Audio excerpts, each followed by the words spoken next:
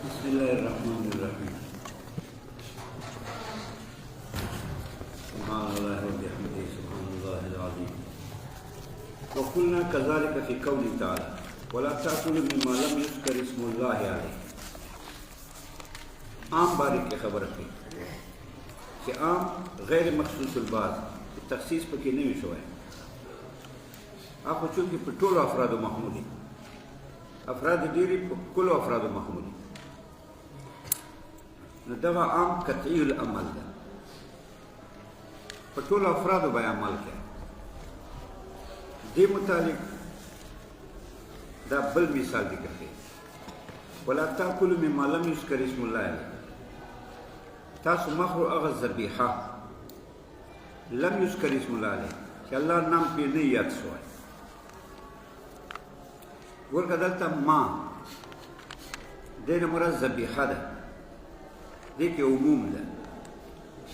अल्लाह युज़कर इस्मुल्लाहि अलैहि कि अल्लाह नाम नहीं पे याद सो दा सिफत दे ज़बी है देखिए उमूम है द्वारा आम दी माँ ज़बीहा दा आम है लम युज़कर इस्मुल्लाहि अलैहि कि अल्लाह नाम नहीं याद सो है दा आम दा इमाम मालिक से फरमाई सीधे ने मुराद दादा कि अल्लाह नाम नहीं याद सो है यानी हम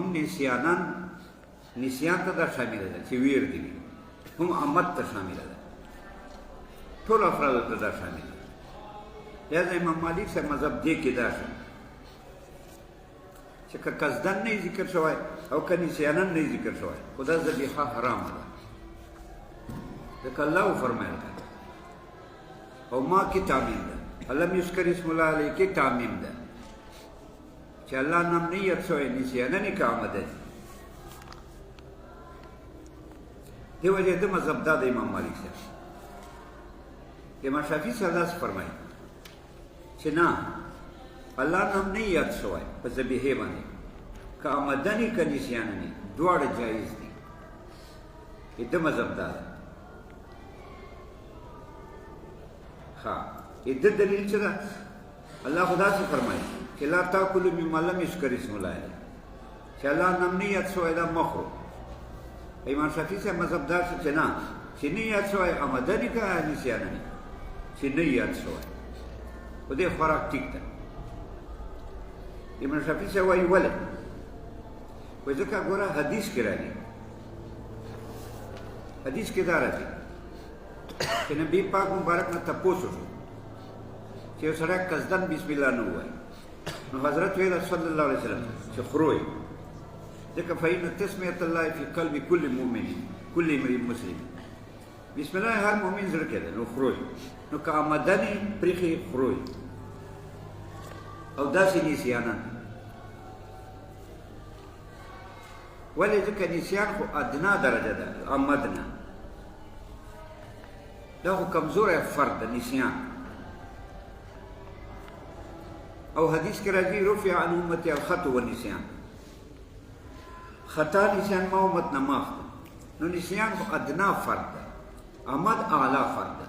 नुचे अमद के दबा दे खुराक जायज़ है दे मज़हबी है नो निस्यान के जायज़ है दे वजह दे अमदन निस्यान दोड़ा जायज़ है दे इमाम शफ़ी से मज़हब है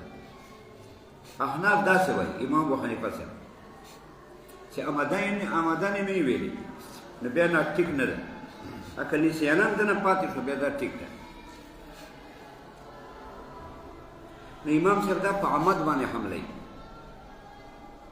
और दा से वही कि मुराद दा अग़ ज़बीहा कि दीवाने अल्लाह नाम नसियत कसदन और अमदन अग़ तासु मखो नदर तमिज़दाक चदा दे आयत दा अमद दा इमाम सरदा से फरमाए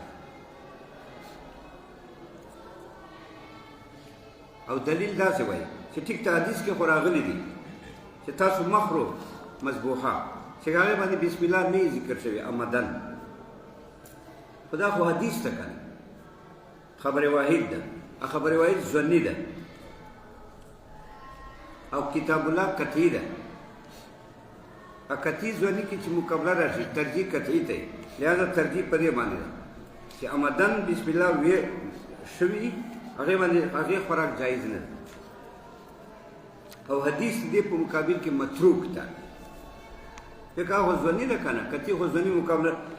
ځونی خو کتی مقابله نشي کولای دی وجه نه امام صاحب داسې وفرمایل چې دا په عمد باندې محمول ده باقي نسیان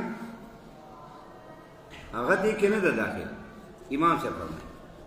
داسې نه چې داخل او خارج ده دا مراد نه ده چې داخل او خارج شه نه نه سره داخل نه ده په دې کې لم یذکر اسم الله کې نه ده داخل ولې نه ده داخل ځکه امام صاحب فرمایي چې نسیانان یو مسلمان د ناسی ده خبره ویره ده نو دا نسیانان چې د ویره شوه نو دا په حکم د یادولو کې ده لکه د ذکر کړې ده ولې رفع عن امتي الخطأ والنسيان نو دا نسیانان چې د ویره شوه دا په حکم د ذکر کې ده بنا په دې حدیث باندې چې رفع عن امتي الخطأ والنسيان دا مرفوع ده امام امت نو دا نسیانان بسم الله نه ویل دا داسې ده چې د ویلې ده دا د ذکر کړی ده نو نسیانان په حکم د ذکر کې شو د دې حدیث له وجې نه چې کله دا په حکم د ذکر کې شو نو نسیانان ترک دا په دې کې نه ده داخل لم یذکر اسم الله کې دا نه ده داخل لسره داخل نه ده فرد دی نه ده یوه وجه دومره وجه دا ده چې ګوره الله فرمایي مما لم یذکر داسې نه وایي چې لم یتذکر لم یتذکر معنی ویره نسیان چې یاد یې نه لم یذکر ویلي دي لم یتذکر نه دي ویلي نو لم یذکر چې ویلي دي دا په عمد باندې محمول ده ځکه نسیان ته خو تذکر وایي لم یتذکر دلته لم یذکر ده نو دې دا معنا ده د دې معنا مطابقي ده چې قصدن نه ویلي هغه تاسو مخرو دا معنا مطابقي ده د لم یذکر نسیان د دې فرد نه ده لسره هغه خو لم یتذکر استعمالیږي لم یذکر خو نه پکې استعمالیږي نو نسیان پکې داخل نه ده داسې نه چې داخل و مونږ خارج کړی مو نه ده لسره داخل نه ده لہذا د دې لم یذکر اسم الله معنا مطابقي دغه ده چې آمدن نه ویلي دا امام صاحب ویل حدیث کې دا راځي چې نبی پاک صلی الله علیه وسلم نه تپوس وکړ هغه انسان چې آمدن بسم الله نه ویل نو حضرت ویل کلو فإن تسمية الله في قلب كل امرئ مسلم دا ام المؤمنین نه روایت ده او دارنګه حضرت دا ام المؤمنین نه روایت ده ادارنګه بل یو ام المؤمنین نه هم روایت شته هغه هم په دې دلیل ده چې تاسو دا خورو مؤمن سره كل ذبيحة المسلم هر ذبيحة المسلمان دا جائزه ده سمع او لم يسمع که بسم الله ویلی یا که نه ویلی هغه هم د دې تایید ده چې ویلی ده یا نه ده ویلی لہذا دا حدیث ته او دا د آیت مقابله نشي کولی نو دا متروک العمل ده ځکه یې ویله انه یوجب حرمة متروک تسمیة عامده دغه آیت څه ده دا واجبوي حرمة متروک تسمیة حراموالی د یغې مذبوحې ترک علی تسمیه متروک باندې ترک چې دې باندې پرې خودل شوی د بسم الله آمدن دا مصداق ده د لم یذکر دوه وجونه یو هغه وجه چې موږ مخکې ویل چې نسیان دا د لم یذکر فرد نه ده هغه لم یتذکر استعمالیږي چې یاد نه لم یذکر نه استعمالیږي نو دا په آمد باندې محمول ده مطابقتاً بله دا ده کنه چې نسیانان دا په حکم د ویلو کې ده چې د ویلې ده ځکه رفع عن امتي الخطأ والنسيان نو دا ذاکر ده نه چې دا تارک ده د بسم الله نه ده پرېښی لہذا دا په آمد باندې محمول شو وجاء فی الخبر اوس دې معارض ذکر کوي چې ګوره حدیث کې دا راځي امام شافعي صاحب دلیل هم دا ده امام مالک صاحب دلیل هم دا ده جاء فی الخبر انه سئل عن متروک تسمیة عامده تپوس شو نبی مبارک نه دا هغه چانه چې هغه بسم الله پرېښي قصدن فقال حضرت ویله کلو خروی فإن تسمیة الله تعالی فی قلب کل امرئ مسلم بسم الله چې ده مبارکه دا خو په زړه د هر مؤمن مسلمان کې ده خلاصه دا حدیث خو دا حدیث د دې په مقابل کې متروک ده او دغه دې سوال کوي چې ولې حدیث ترک کوي احنافو په دواړه جمع کړه په دواړو عمل وکړه چې په دواړو عمل راشي دا بهتر ده د دې نه چې ته حدیث پرېږدې دا وایي لم يمکن التوفیق بینهما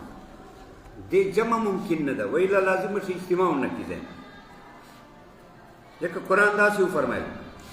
مخوره هغه مذبوحه چې الله نام نه یاد شوی یذکر ویلي نه یاد شوی قصدن او حدیث مبارک ویله چې خورو هغه مذبوحه چې الله نام نه یاد شوی قصدن یو نفي کوي بل اثبات کوي موضوع یوه ده محمول یو نفي ده یو اثبات ده موضوع یوه ده یو محمول نفي ده ثابت ده یوې موضوع ده دا نقیضان دي چې موضوعي وایي یو محمولي اختلاف په ایجاب سلب کې وي خو دې ته نقیضان وایي که نه لکه زید قائم زید ليس بقائم فلم يمكن التوفيق بينهما دې منځ کې موافقت نشي راتلی وإلا لازم شي اجتماع النقیضین اوس اجتماع النقیضین حکم خو سکوت ده معترض اعتراض کوي او بیا خو ساکت پکار دی جواب دا چې سکوت پسه ده چې یو نقیض په بل باندې راجح نه وي دلته دا یو نقیض راجح ده په بل ځکه یو آیت ته د قرآن عام ده غیر مخصوص الباس ده قطعي ده او حدیث مبارک ظني ده نو نقیضان خو دي خو یوه نقیض لره ترجیح ده په بل ځکه مونږ په آیات باندې عمل کوو په حدیث مبارک عمل نه کوو فلم يمكن التوفيق بينهما لأنه لو ثبت الهل بتركها عامدا لثبت الهل بتركها ناسيا دفع دې سوال کوي چې ګوره قرآن داسې فرمایي چې لا تاکلوا مما لم یذکر اسم الله چې الله نام نه یاد شوی قصدن دا مه خورو او حدیث مبارک داسې وایي څه وایي حدیث چې قصدن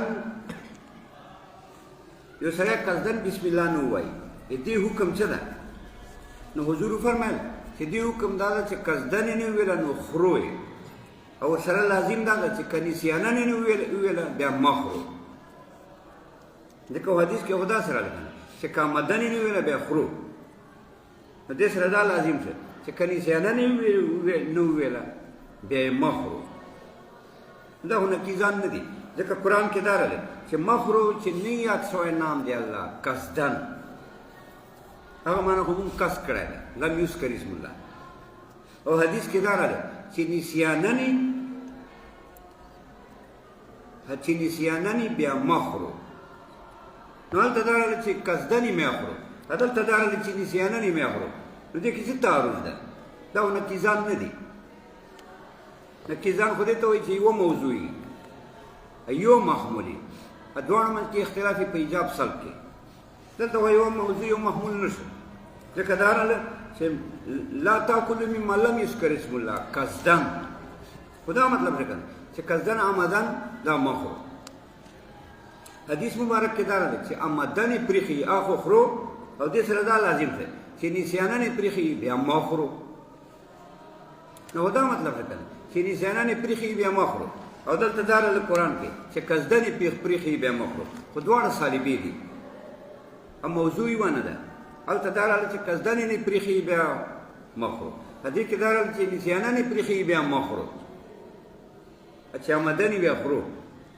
حدیث کې دا راغلی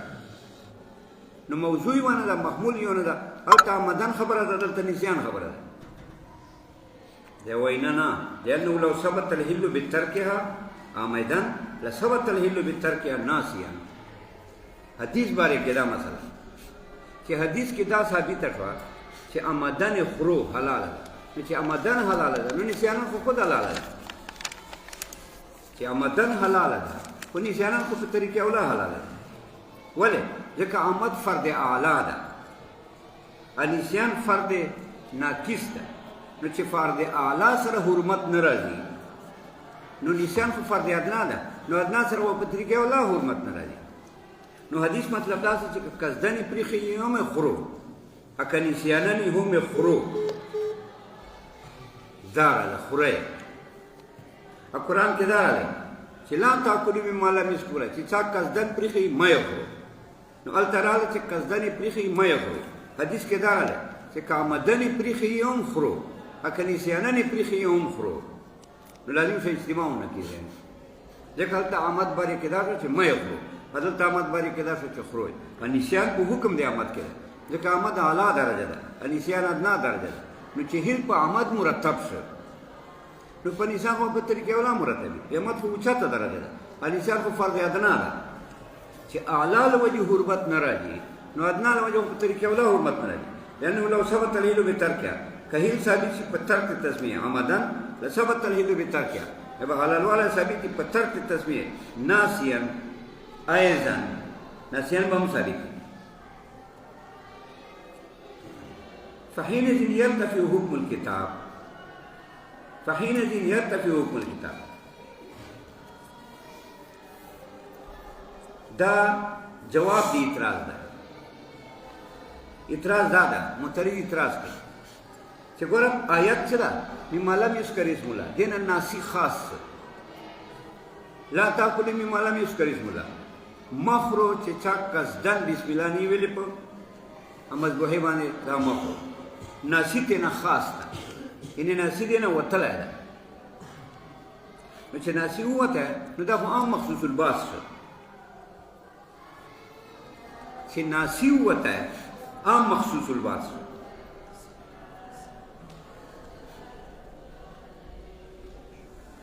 ناسی دینا وطلع ده اوس چې عام مخصوص الباس شو نو عام مخصوص الباس خو ځونی ده نو دا آیات ځونی شو ولې ناسی ته نه وته کنه لم یذکر اسم الله احمد باندې محمول ناسی ته نه وته ناسی نه پکې داخل هغه مخکې وجوه سره چې مونږ ویلو چې ناسی په دې کې نه راځي نو دا عام مخصوص الباس شو عقیده دا عام مخصوص الباس ځونی ده چې عام مخصوص الباس ځونی شو نو تخصیص په خبره روایت جایز ده وسه اول تخصیص چې عام کې کیا په قطعی به کې په چکل په ځکه عام قطعی ده کنه نو تخصیص په عام کې په قطعی سره کې چې کله تخصیص عام کې قطعی سره وشو ځونی وګرځیدل اوس تخصیص په ځونی جایز ده اوس خدای خپل ځونی شه اوس کته تخصیص بیا په ځونی کې یعنی په خبر روایت ده کې یا په قیاس کې اوس دا جایز ده ځکه ځونی کې تخصیص په ځونی سره جایز ده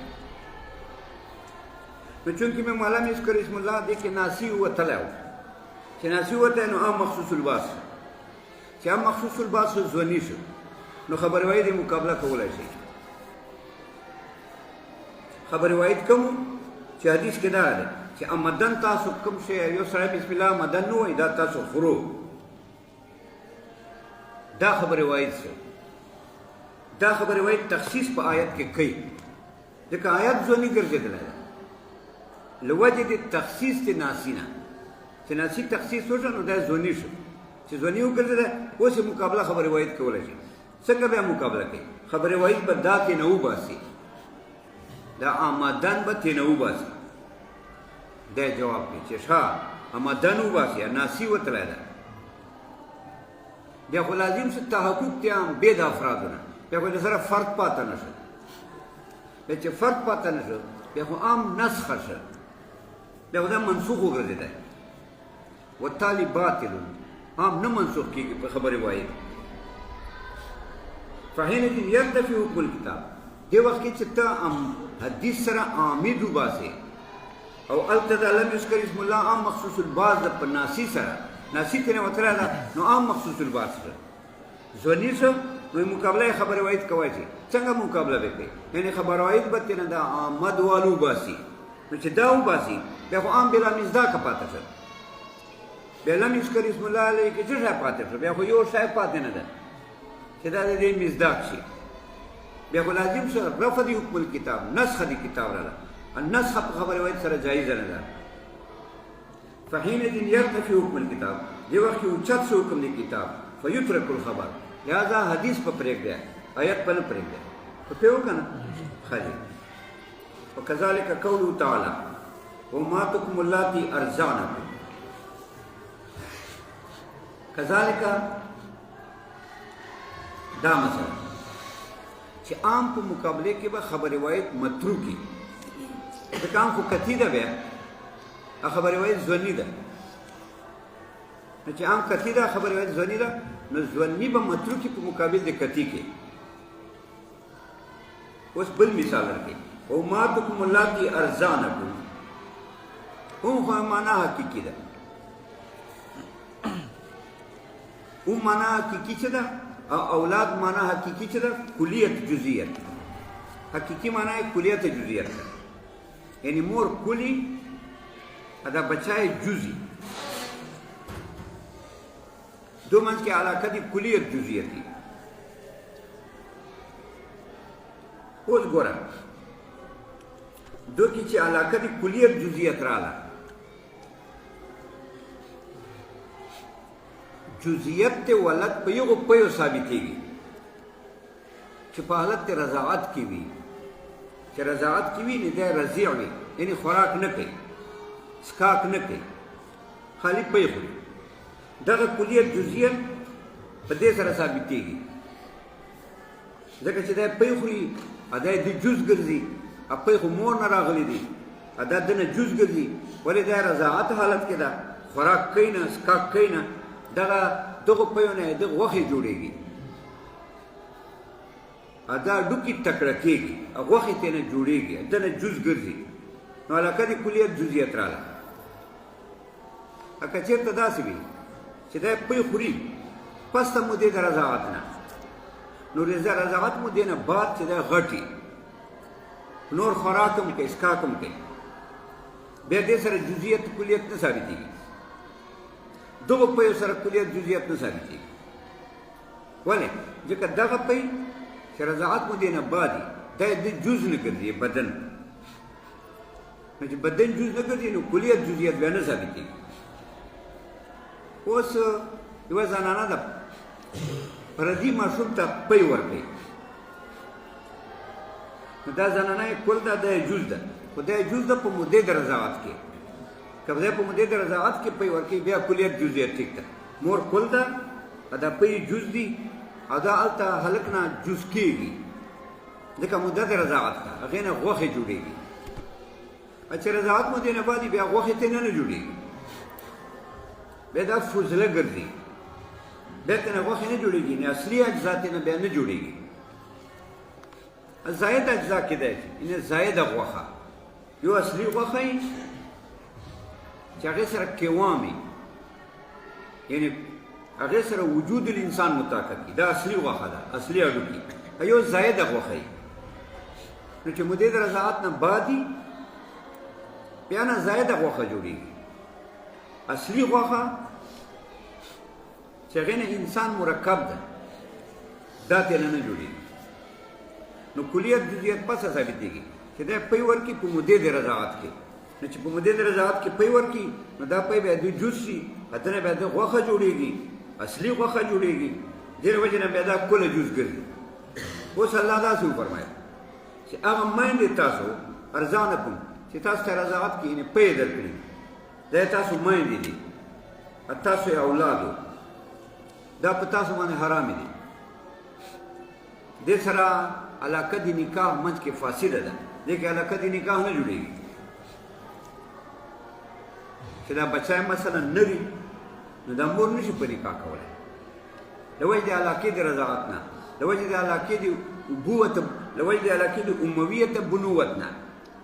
د وجې د علاقې د کلیت جزئیت نه دا نشي په نکاح کېدی د منځ کې نکاح فاسد ده او دا باطل ده اوس دا خو رب سبحانه وفرمایل اوس دغه آیت څه د امهاتکم اللاتي ارضعنکم دا عام ده چې تاسو ته رضاعت درکړی ارزانه عام ده یعنې پی درکړي په مودې د رضاعت کې دې کې عموم ده عموم څه معنا دا په ټولو افرادو محمول ده یعنې که مودې د رضاعت کې پی ورکړي یو ګوټې کړی دوه ګوټې کړي پنځه یې کړي ډېرې کړي دا افراد د رضاعت دي دا په ټولو افرادو محمول ده لہذا که یو ګوټې وکړه که دوه ګوټې وکړه په مودې د رضاعت کې پی وخوړې که درې وکړه که پنځه یې وکړه که لس یې وکړه ټولو کې دا رضیه ثابتېږي دا یې ولد رضایي ګرځي دا له وجې د عموم د رضاعت نه لکه ارزانکم عام ده چې په مودې د رضاعت کې دی پی وخوري او موده د رضاعت خو دغه ده چې غذا نه خوري دی نو دا په یوه فرد صادق ده په یوه ګوټ په دوه ګوټو صادق ده په ډېرو صادق ده یاد ده د دې تقاضا کوي چې نکاح حرام د مرضعې سره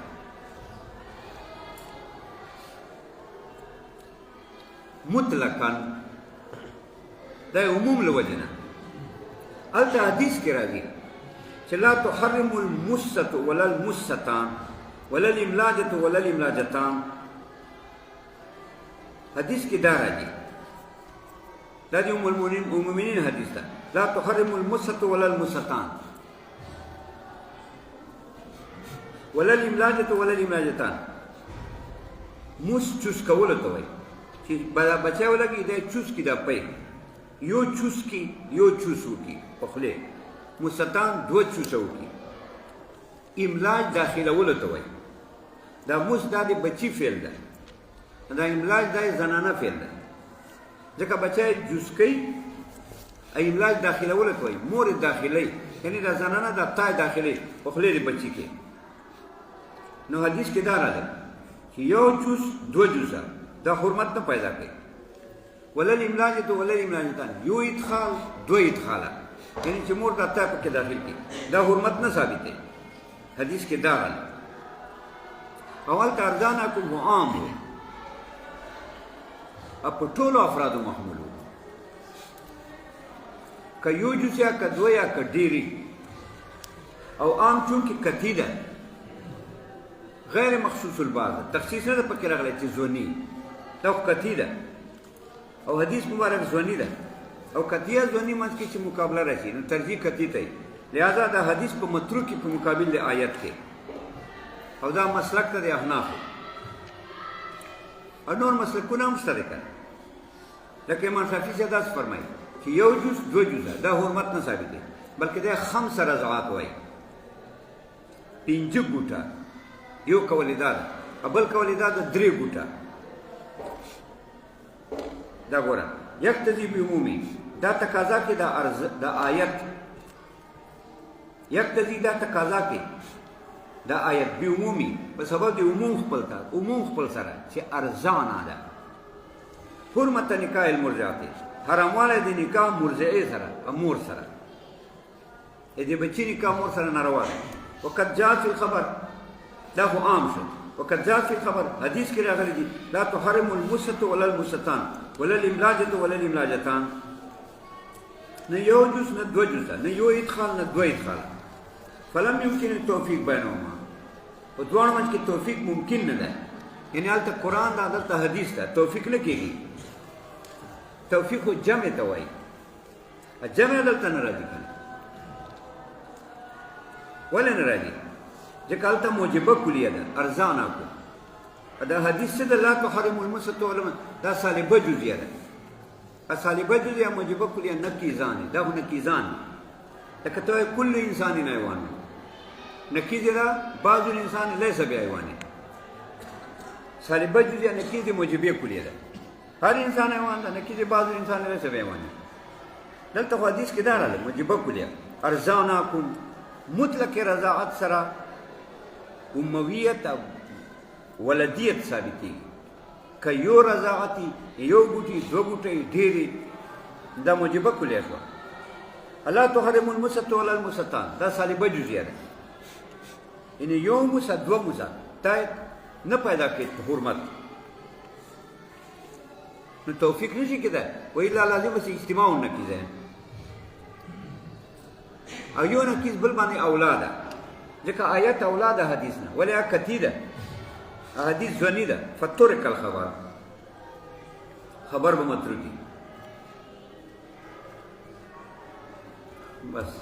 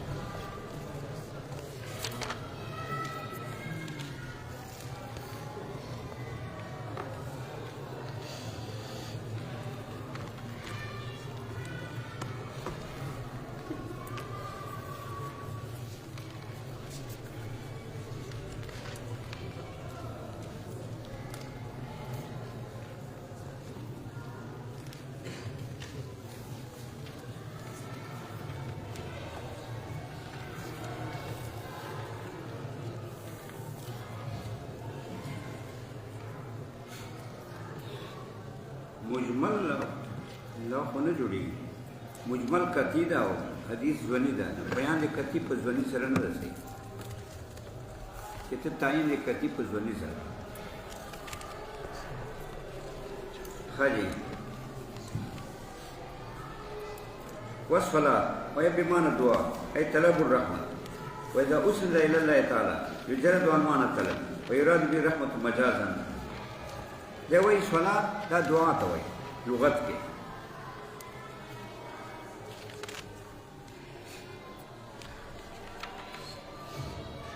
لغت کې دعا ته وایي جمهور دا سره صلی علیهم صلی دلته په معنا دعا سره اوس وایي ای طلب الرحمت دا د دعا ترجمه کوي دعا چاته وایي طلب الرحمت ته وایي کنه نو صلات باندې دعا سره ده دعا من رحمت غوښتل چې الله نه سره رحمت غواړي وإذا أسند إلى الله تعالی چې الله ته نسبت وشي بیا به طلب معنا نه وي تینا مراد طلب الرحمت معنا به نه وي تینا مراد ځکه الله خو طلب نه کوي کنه بلکې بیا به رحمت مرادي مجازن کم مجاز ده مجاز بالحذف تا یعنی اصل کو خود طلب الرحمت تا نو دلته مضاف حذف شو چې طلب ده او مضاف الیه مراد ده دې ته مجاز بالحذف وایي لکه واسأل القرية په معنا د اهل القرية نو اهل حذف تا قرية ذکر ده مجاز بالحذف ای مجاز بسبب الحذف مجاز په سبب د حذف سره یعنی دلته مضاف حذف تا مراد ده نو هو واسأل القرية ده مراد تنه اهل القرية ده نو دا مجاز شو یعنی قرية نه مجازي معنی مراد شو چې اهل ده خو بسبب الحذف وإذا أوصلنا إلى الله تعالى يجرد عنوان الطلب چې نسبت الله ته وشي دا مجرد د معنا د طلب نه ځکه الله خو طلب نه کوي ويراد به رحمت مجازا ادینه به رحمت مراد ده په طریقې د مجاز سره کم مجاز ده مجاز مرسل ده نه مجاز مستعار مجاز مرسل ارسال نه ده ارسال ترک ته وایي او په مجاز مرسل کې ترک التشبیه وي تشبیه خو نه یې کنه لکه زید کله صدق اوس تشبیه ده چې زید زمری غوندې ده وجه د مشابهت شجاعت ده او مجاز مرسل کې تشبیه نه ارسال معنی ترک التشبیه بل کہ پیود علائکو شدیر استعلاقی دی دی مجاز مرسال یو علاقائی پکی اگر دا کل جز علاقائی ذکر دی کل مراد تینا جز یا ذکر دی جز مراد تینا کل یا سبب مسبب علاقائی ذکر دی سبب مراد تینا مسبب یا مجاز بالحذفی لکدل تمونگو ویلن نور ډیر اقسام دي کنه د مجاز مرسل مطلق مقید خاص عام قولو علی من ارسله التویلو صلات سلام دی علی من ارسله په هغه ذات پاک باندې ارسله چې الله استولی ده هو ده لره هدن دا هدن یا حال ده متن ته ګوره دا هدن یا حال ده ارسله زمین ده الله استولی ده هو ده لره نبی مبارک لره هدن حال کون الله هادن په دې حال کې یعنی الله په دغه صفت سره ده چې ده هادي ده نو نبی علیه السلام یې استولی ده حال کون الله هادن چې الله هادي ده یعنی الله په صفت هدایت سره دا نبی مبارک استولی ده الله پر خو ډېر صفات خو چې الله په صفت کې هادي واخلې نو دا نبی علیه السلام یې واستاوه یا هدن حال د هو ضمیر نه مفعول به نه نو من ارسله صلات دی پاغه چا چې نبی علیه السلام چې الله واستوله هو دلره نبی علیه السلام لره هدن حال کون النبی علیه السلام هادin په دې حال کې چې نبی زما هادي ده یعنی الله واستوله حضور لره خو چې حضور په صفت هدایت واخلې دا شو حال شو اوس من کې سوال نه جواب کوي سوال دا چې نبی زما نام ولې نه اخلي نام د نبی زما مبارک نام ده محمد صلی الله علیه وسلم یا احمد دا خو مبارک نامونه دي دا جواب کوي لم یصرح باسمی لم یصرح نیک یاد باسمی نام د نبی علیہ السلام علیہ الصلوۃ والسلام تعظیما و اجلالا لوجه د غنلو د نبی علیہ السلام لوی و اجلالا اجلال معنا لوی نبی علیہ السلام لوی غنی کنه نو چې لوی غنی نو لویوالی کې دوه خبرې راځي یو دا چې لویوالی نه خپله دی معلومیږي هغه لویوالی صفت نه دی خپله معلومیږي نو بیا نام ته ضرورت نشته بل یو کس چې لوی ګڼي نو سړی نام نه اخلي ادبا لم یصرح باسمه تصریح نه وکړه په نام د نبی علیه السلام تعظیما لوجه لوی ګڼلو د نبی علیه السلام و اجلالا لوجه د عظمت د نبی علیه السلام نو لوی غنی کنه نو لوی چې یو ذات لوی خو ځین نه دي مګر لوی فرد ته ځي کنه نو نبی نه خپل متبادل لوی فرد خو نبی علیه السلام ده ځین کلینا غټ فرد ته ځي غټ فرد رسول نبی علیه السلام ده نو ځین دته ځي نبی نام یادول ضرورت نشته بل وتنبيها على انه فيما ذكر من الوصف بمرتبه لا يتبادر الذهن منه الا اليه بل تنبيه ورګه مخاطب ته په دې خبره على انه چې نبی عليه السلام فيما په یو صفاتو کې ذکر چې ذکر شوی دي من الوصف چې کوم وصف ده هدن بمرتبه نبی اسلام فيما په هغه صفت کې ذکر چې ذکر شوی ده من الوصف چې صفت ده رسالت بمرتبه ده داسې مرتبه کې ده لا يتبادر الذهن منه چې منډه نه وي ذهن دنه الا اله مگر دتا رسول نه منډه نه وي ذهن مگر نبی علیه السلام ته منډه وي ځکه دا یاد څنګه منډه نبی علیه السلام ته وي یو خو لوجه دی لوی نه لکه مخکې مو ویله بله وجه دا ده چې نور ادیان منسوخ دي کنه ادین خو د حضور مبارک معمول بیا دی ادي نور انبیاء و رسالت یعنی من حیث العمل منسوخ ده ادي نبی علیہ الصلوۃ والسلام رسالت خو غیر منسوخ ده من حیث العمل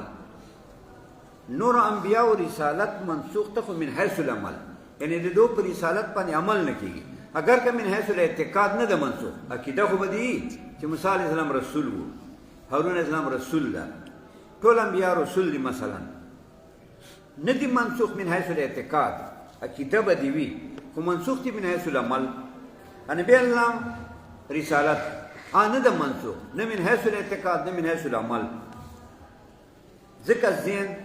حضور مبارک ته منډه وي بمرتبه لا يتبادر الذهن منه ذهن سبقت نه کوي منه رسول ټکینا الا اله مگر نبی علیہ السلام ته واختار من بین صفات هذه لكونها مستلزمه لسائر صفات الكماليه بل جواب دی دفع د سوال کې چې صفات د حضور خو ډیر دي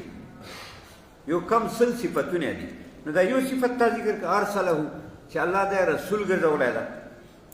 دا وایي وجه دا ده چې دا رسول غټ صفت ده دې سره ټول صفات پراته دي ځکه یې ویل واختار من بین صفات خوښ یې کړ په منځ د صفاتو کې هذه صفت دا صفت لکونه مستلزمتون ځکه دا رسولوالی مستلزم ده لسایر صفات الکمالیه ټول صفاتو کمالیه ولره چې رسول شو دا خو الله په نسبت باندې مصطفی شه لوی مرتبه ورشه نو دا ټول صفات ورسره راغلل لوی شخصیت سره صفات راځي کنه لکونه دا رسالت څخه مستلزم ده ټول صفاتو کمالیه ولره چې رسول شه نو الله ته مصطفی شه لوی مرتبه شو چې لوی شو دا ټول نور صفات پکې راغلل مع ما فی من التسریح بکون علیہ السلام مرسلا بل دا ده چې په د رسول ټکي کې مع ما سره د هغه نه چې دا فی په د رسول ټکي کې من التسریح صفا بیان د دې خبرې بکونی چې نبی علیہ السلام مرسلا دا رسول ده سره د دې مع ما فی سره د هغه نه فی چې د په د رسول ټکي کې دا نکته من التسریح چې صاف بیان ده بکون علیہ السلام مرسلا چې نبی علیہ السلام رسول ده کنه دا غټه تصریح پرته ده دا رسالت باندې تصریح دا لوی تعریف ده غټ تعریف ده ولې فإن الرسالة فوق النبوة ځکه رسالت خو نبوت نه اوچته مرتبه ده وی ولې اوچته مرتبه ده وی فإن المرسل هو النبي الذي أرسل إليه وحي وكتاب مرسل هغه نبی ته وایي چې دته الله طرف نه وحی راغلی کتاب النبي ته خو وحی راځي خو کتاب نه ده ضروري هدن بره متن ته ګوره والصلاة والسلام علی من ارسله هدن په هغه ذات باندې چې الله دل را راستولی ده هدن اوس هدن باندې کې ترکیب کوي وایي دا یا مفعوله ده ارسله لپاره مفعوله کې دا قاعده ده چې دا مفعوله کې دا قاعده ده چې مفعوله دا فعل لپاره د فاعل د فعل چې کوم فعل پر دا مفعوله واقع وي نو دا مفعوله فعل لپاره د فاعل د فعل هغه فعل المعلل به چې هغه معلول یا د مفعوله علت دا مفعوله همیشه علت ذکر کوي لکه ته ضربت تادیبا ما دا یو ادب پر دا تادیب علت ده ایوالو پر علت ده دا تادیب نو مفعوله خو بهرحال علتی چا پر علتی یک فعل د فاعل پاره دا مفعوله دا علتی لپاره د فعل د فاعل او دائم فعل لپاره د فاعل دا فعل لپاره د فاعل د یک فعل المعلل به چې دا فعل د فاعل معللی دا مفعوله علتی ځکه ویل وحين يراد بالهدى دي وقت چې دا مفعول شو مراد بکې په هدا سره هدایت الله هدایت حتى يكون فعلا حتى چې دا هدایت سره دا مفعول دا فعل شي لفاعل الفعل لپاره د فاعل د فعل چې الله دا چې هغه الله فاعل د فعل دا چې ارسل دا المعلل به هغه فعل چې معلل د به په ارسا په باندې په هدایت باندې نو مفعول کې دا ګټه پرته ده چې دا علتی لپاره د فعل د فاعل چې کوم فاعل مخکې ذکرې دا مفعول خو د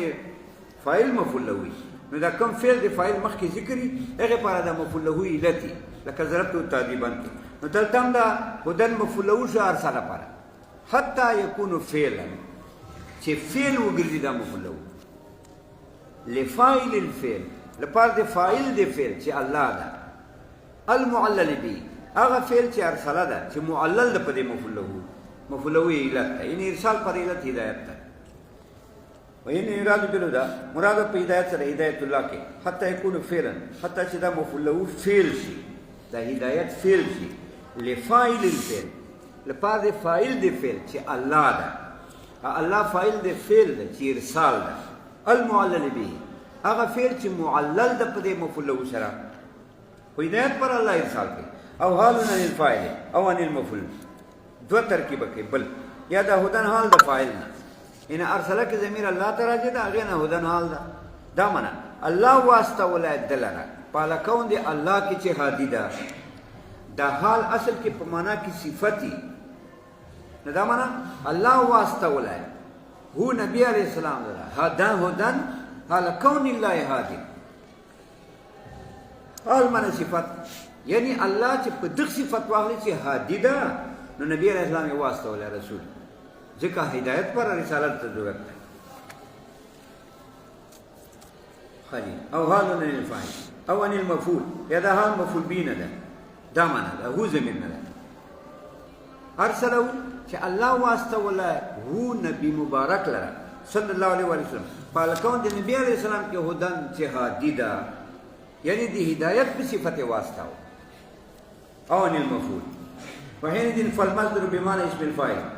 او يقال اطلق على ذي الحال مبالغه نحو زيد عدل دفع دې سوال کې سوال دا چې ښا هدن حال شو یا فاعل نه یا مفعول بینه ادا ارسل کې ضمیر الله پاک ترجو د ذل حال یا دا هو ضمیر نه حال شو دا ارسله کې د ذل حال هدن حال ادا قاعده ده چې حال محمول په ذل حال حال په ذل حال محمول ولې په محمول ځکه حال حکمي ذل حال پردا حکمي یعنی محمولات نه لکه زید قائم ده کنه قائم حکم د زید پر یعنی محمولات نه ده دا چې دا حال څه ده دا حکمي نه پاره ذل حال یعنی محمول په ذل حال لکه زید قائم کې قائم حکم دا محمول په زید مبتدا خبر دی دا چې هدن محال محمول په ذل حال او دلته حمل نه ټیکيږي ځکه هدن صرف وصف ده ذل حال خو الله پاک ته یا نبی علیہ السلام دا اخو ذات ته او هدن خو صرف وصف ده ذات او وصف کې څه فرق ده ذات معنا دا کېږي چې نه انتزاعیاتونه او وصف معنا کېږي انتزاعي ذات دې ته وایي چې انتزاعي نه وي یعنی ته په ذهن کې نه منتزع کې چې ته نه منتزع کې به خو نه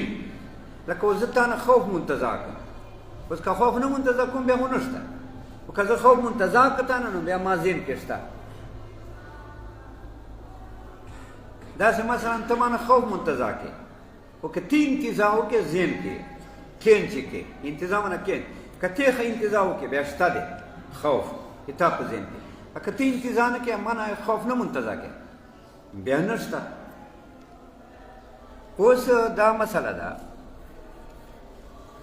چې صرف وصف دا معنی کېږي چې دا منتزعاتو نه وي انتزاعي وي لکه ضرب وال دا انتزاعي ده نصر انتزاعي ده خوف انتزاعي ده محبت انتزاعي ده دا ټول انتزاعي دي ټول مصادر انتزاعي وي خو نه کنه باره لکه ما پرون تیره چې باره خو یو ته مثلا یو بل کس ته اتا سره لرګی ده بل ته دې سر تر خلاص کړ خو یو تش یو سړی شو یو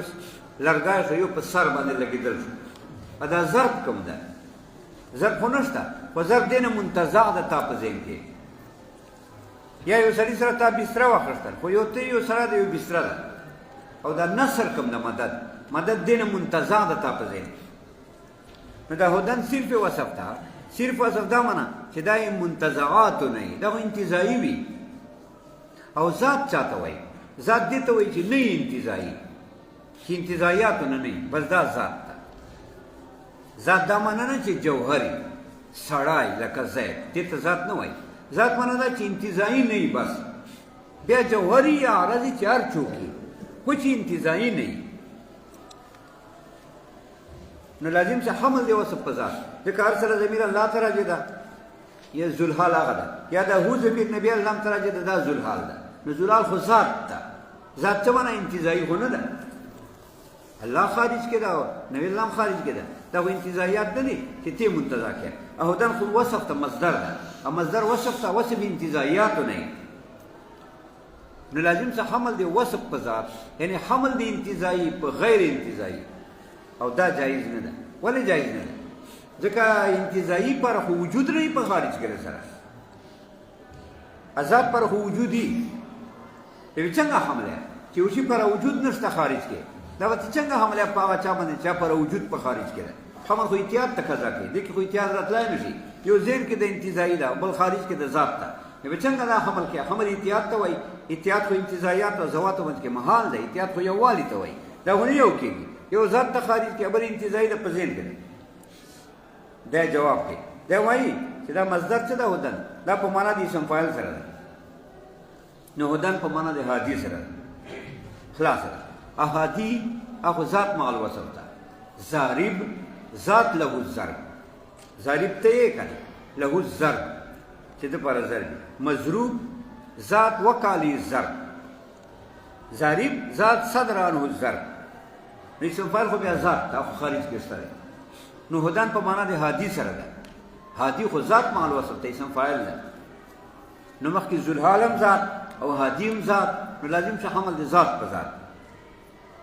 فالمصدر بمعنى اسم الفاعل مصدر په معنا د اسم فاعل سره ده او یقال یا به جواب دا وکړي اطلق على ذوالحال مبالغه نحو زید بن عدن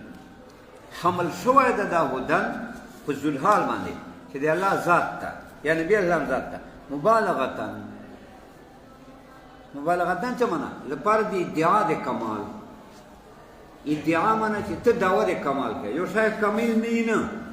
او ته ادعا کوي زور کوي کمال دعوه کوي لکه ته وایې فلانکی ډېر غټ عالم ده زید علم ادعا د کمال کوي یعنی ته کمال دعوه کوي چې زید غټ عالم ده نو داسې وایي چې زید علم زید عین علم ده نو حمل د وصف په ذات راغله مبالغه لپاره د ادعا د کمال ته دعوه د کمال کوي یعنی زید دومره کامل ده په علم کې چې عین علم ګرځېدلی ده زید علم یا زید دومره غټ سړی ده په عدل کې چې عین عدل ګرځېدلی ده لپاره د ادعا د کمال ځکه یې ویله یا به داسې وایي چې محمول ده په ذوالحال یعنی دا هدن حال ده دا محمول ده په ذوالحال چې ذات د نبی علیه السلام ده یا الله سبحانه ده مبالغه لپاره د ادعا د کمال ادعا معنی دعوه کول یعنی زه دعوه د کمال کوم څنګه کمال دعوه کوم داسې کمال دعوه کوم چې نبی اسلام په وصف د هدایت کې دې حد ته رسېدلی ده چې عین هدایت ده او الله په هدایت کې دې حد کې ده چې عین هدایت ده نحو زید عدل لکه زید په عدالت کې دې حد ته رسېدلی ده چې عین عدل ده پوه وکړه ښه قول بالاهتداء مصدر مبني للمفعول أي بأن يهتدى به والجملة صفة لقوله هدى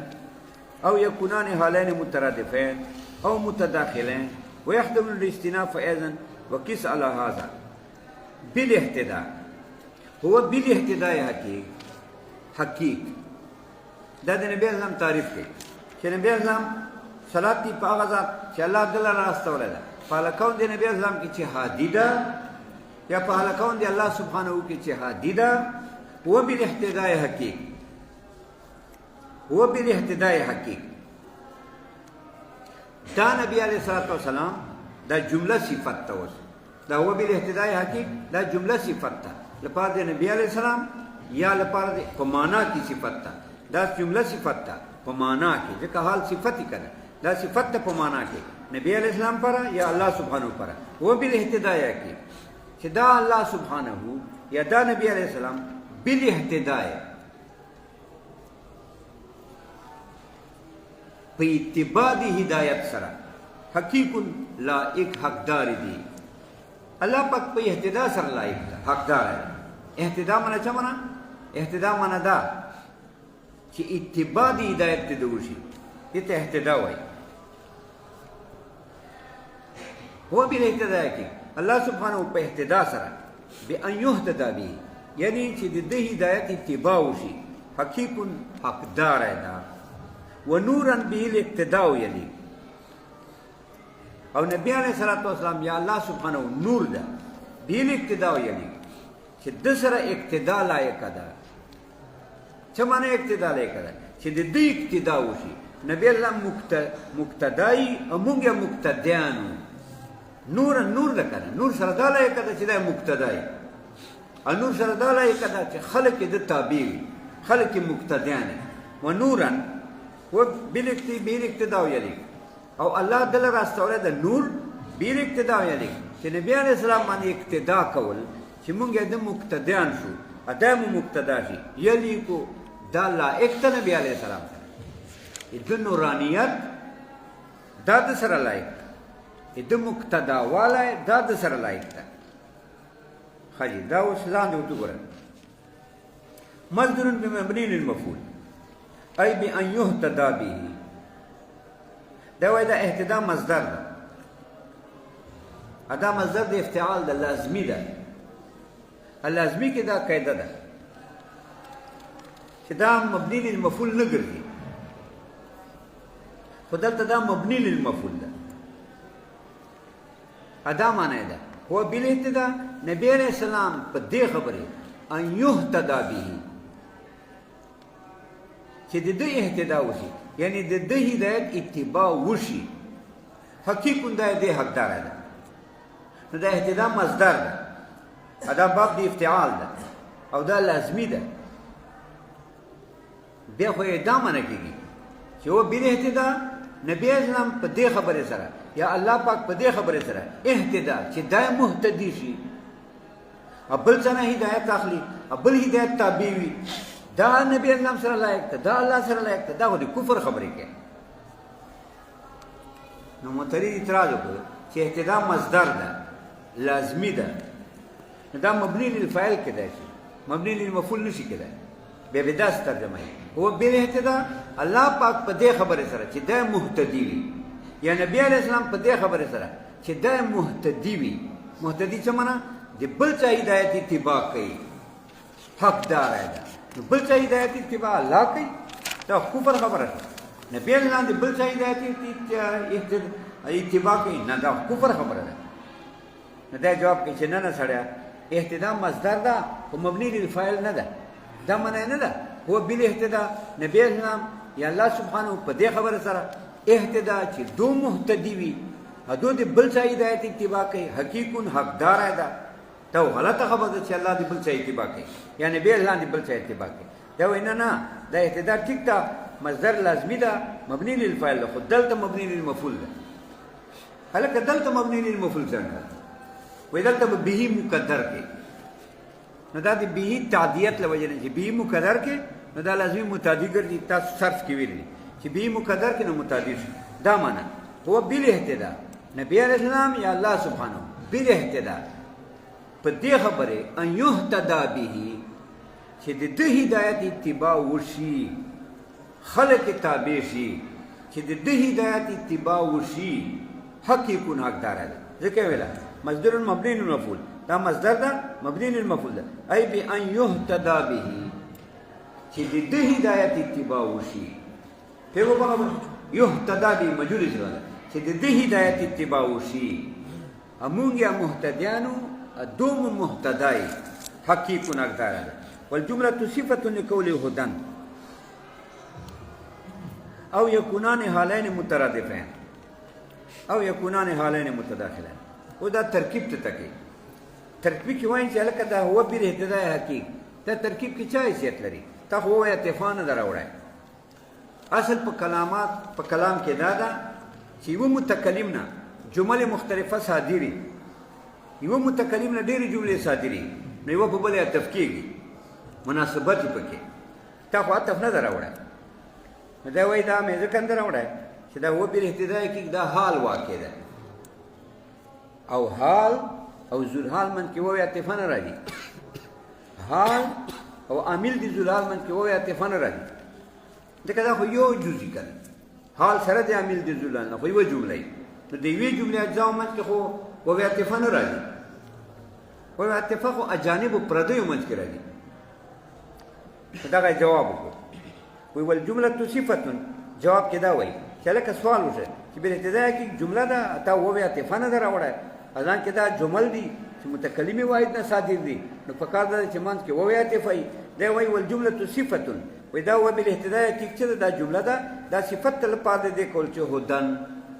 هدن موصوف ته دا صفت. څنګه موصوفه صفت دي؟ دا سه سوال دا چې هدن هو مصدر ده، او مصدر خو لا یوصف بالجمله، مصدر خو په جمله متصف نه ګرځي، ځکه چې مصدر خو انتزاعي وي، اعتباري وي، انتزاعي وي، اعتباري وي، ا جمله خو واقعي وي، نو لازم چې توصیف ته اعتباري په واقعي او طالبات نه قاعده خدای چې واقعي شي توصیف په واقعي کې، او جمله خو واقعي ده او بل اهتداء کې. نسبت لري حکم لري جمله ده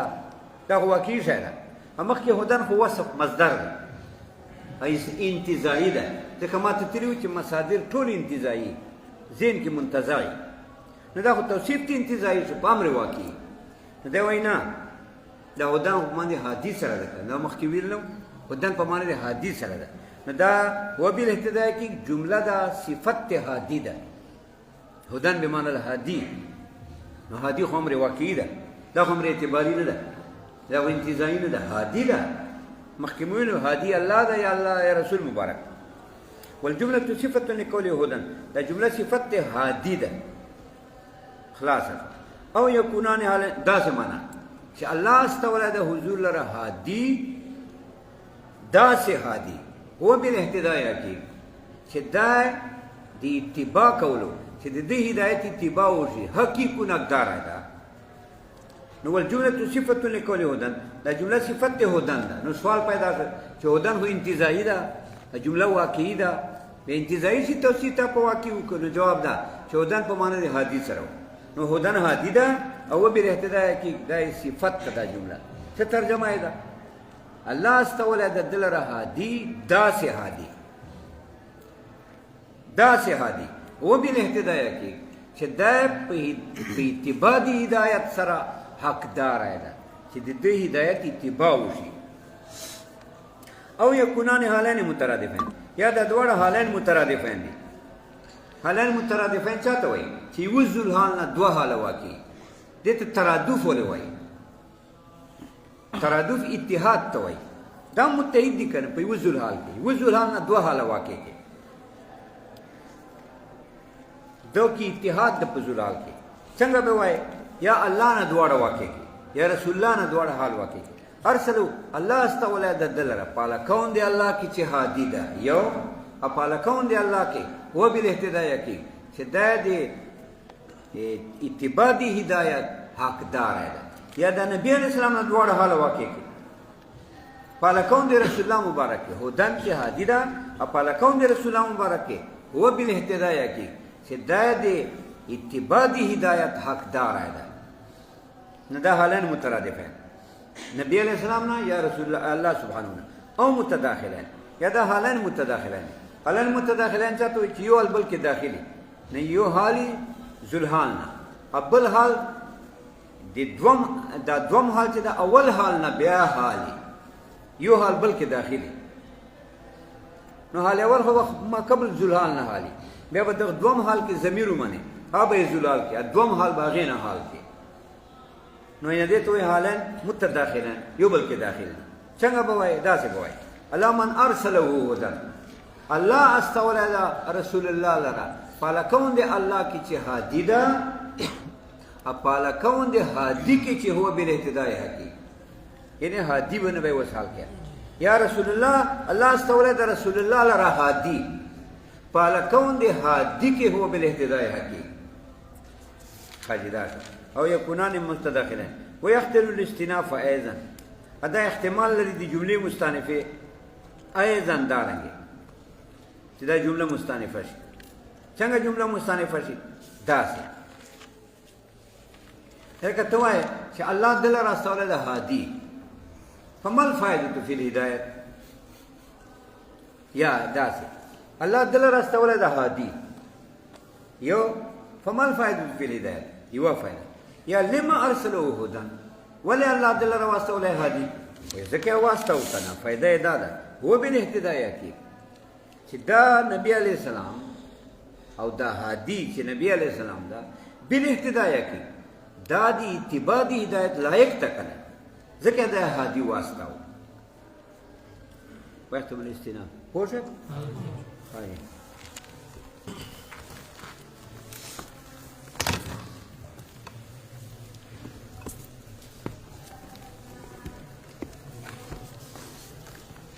مرکات وای هاي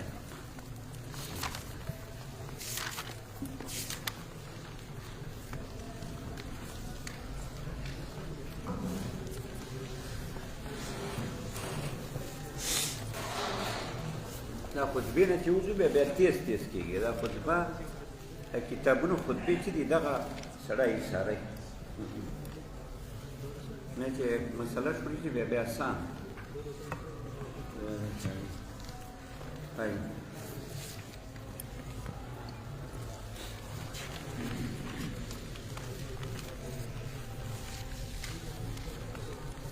فصل التصور قسمان احدهما بديهي